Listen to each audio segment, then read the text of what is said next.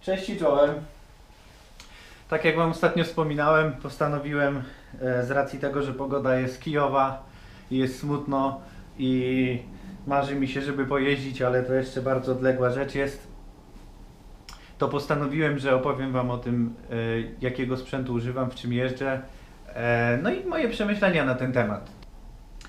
Zaczynamy od kasku.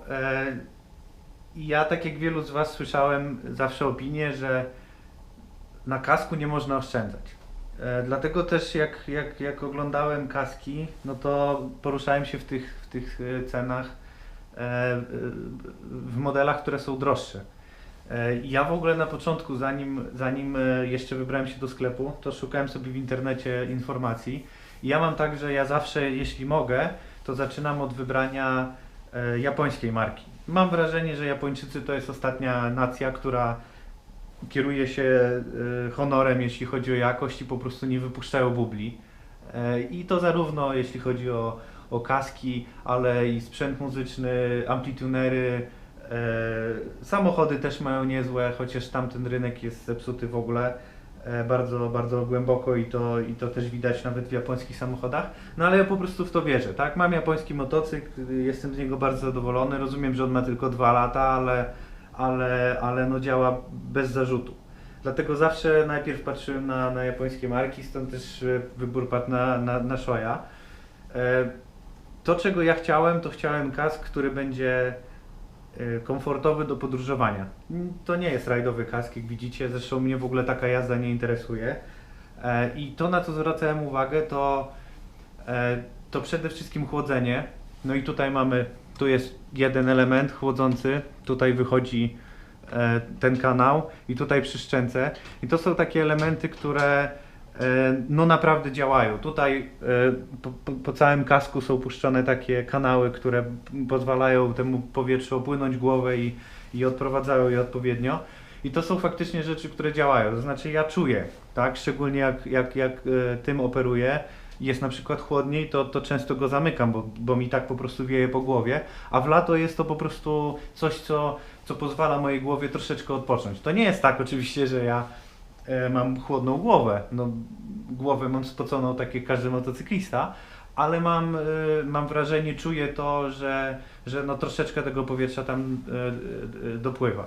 Druga rzecz to ważna, na którą chciałem zwrócić uwagę, to bardzo zależało mi, żeby kask jednak był wyprofilowany. To znaczy, żeby ta sylwetka, ta linia no, pozwalała lepiej aerodynamicznie tutaj się zachowywać przy wyższych prędkościach. No i faktycznie jest tak, że te kaski, które nie mają takich linii, no potrafią wpadać w większe wibracje przy większych prędkościach. Ja jeżdżę turystycznie, nie jeżdżę po 200 na godzinę, no ale jak jeżdżę gdzieś daleko, no to zdarza się, że tam te 120 gdzieś tam utrzymuję i zależało mi, żeby mi ta głowa nie latała za bardzo. Mankamentem tych rzeczy jest to, że ten kask jest głośny. To znaczy, no albo wentylacja, albo wyciszenie. I chciałbym bardzo, żeby to było połączone, ale niestety nie jest. Dlatego no to jest coś, co nie jest takie. Znaczy nie można przejść obok tego obojętnie. Znaczy ja jeżdżę w zatyczkach, więc generalnie na dłuższych trasach nie mam problemu, ale gdzieś tam jak jeżdżę na krótsze trasy, to zarówno wiatr, jak i wydech po prostu bardzo głośno, bardzo mocno słychać w kasku, tak?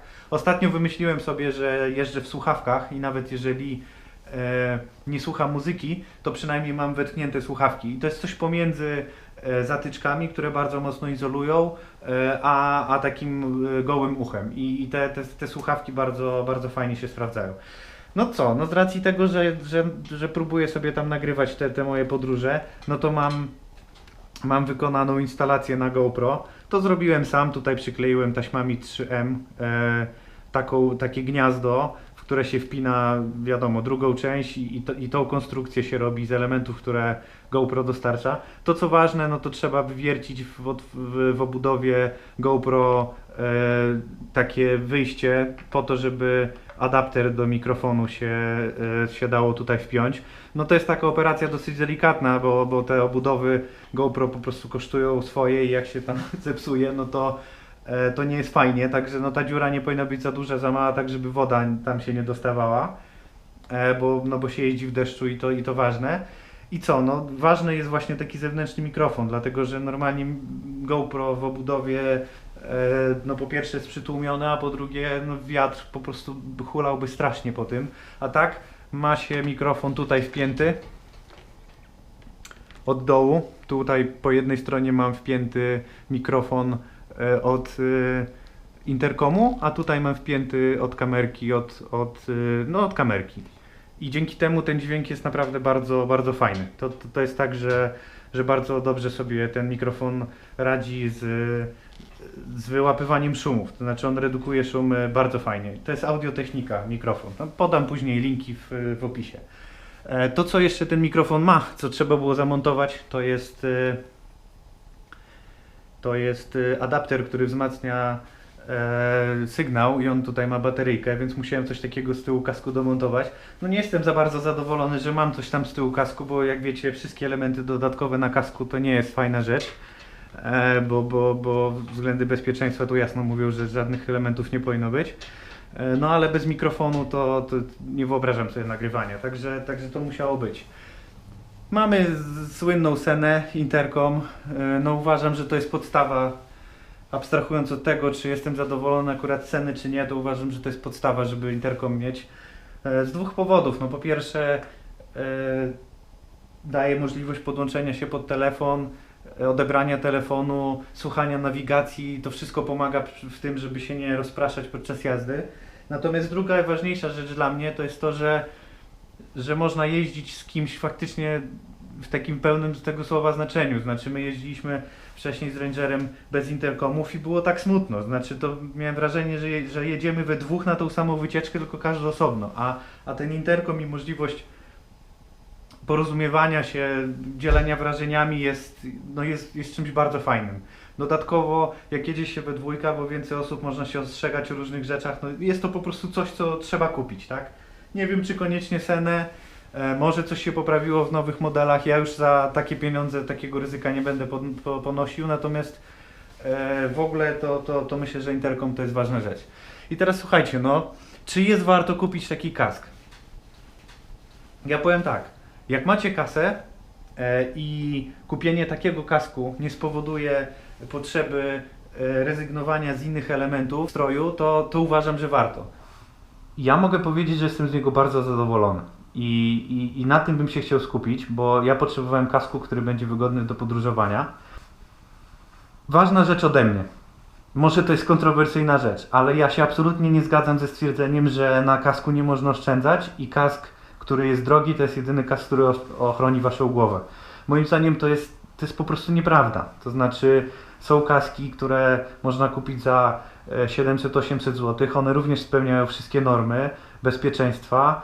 No i wiecie, no, jak się łupnie głową o krawężnik czy o asfalt, to tak naprawdę w większości przypadków trzeba się martwić o urazy odcinka szyjnego kręgosłupa, a kaski, no myślę, że to nie ma takiego znaczenia, czy to jest kask za 1700 zł, czy za 800, jeżeli normy są spełnione, tak?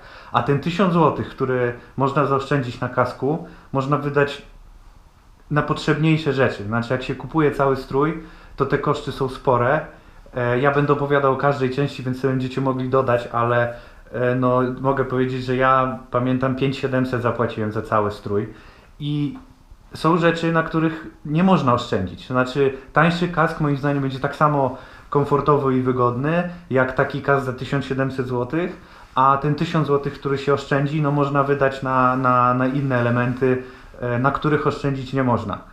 Czy nie powinno się, no bo to po prostu później boli. To, co jest fajne w takim kasku, bo porównywałem na przykład ten kask z kaskiem mojego znajomego, który właśnie ma kask za 700 zł, to jest taka różnica, słuchajcie, że te wszystkie elementy, tutaj, paski, te wszystkie wykończenia po prostu się mocniej zużywają w takich tańszych kaskach. Mój kask, tutaj wewnątrz, nie wiem czy to widać, ale no, jest tylko delikatnie zmechacony, a tak naprawdę cały środek no, jest praktycznie jak nowy, a przejechałem w nim 15 000 km i ja jeżdżę zawsze w pełnym stroju, jak gdzieś dalej wyjeżdżam, więc głowa mi się poci. i no, ten kask jest używany dosyć intensywnie i powiem, że wydaje mi się, że też jakość materiałów, które nie chłoną zapachów, łatwo się czyści i tak dalej, no to też ma znaczenie. Dodatkowo kask Shoya akurat tak naprawdę pozwala wymienić bardzo dużo elementów. Można ten policzek wyjąć, można wyjąć wnętrze, można wyjąć tutaj jest ochrona podbródka, tak żeby nie podwiewało w kasku. Można wymienić szybkę. Wszystkie te elementy, tak naprawdę wszystkie części, które są w tym kasku, jest ich sporo, to jakbyście sobie zobaczyli instrukcję, to widać. Można po prostu dokupić u producenta i uzupełnić sobie kask, także jak coś się zepsuje, porysuje się szybka, to nie ma spięcia i ten kask można wymieniać tak, jak się eksploatuje przez dłuższy czas i myślę, że to akurat jeśli chodzi o Shoya i w ogóle o droższe produkty, no to jest coś super. To jest coś super. To jest coś super. To jest coś super.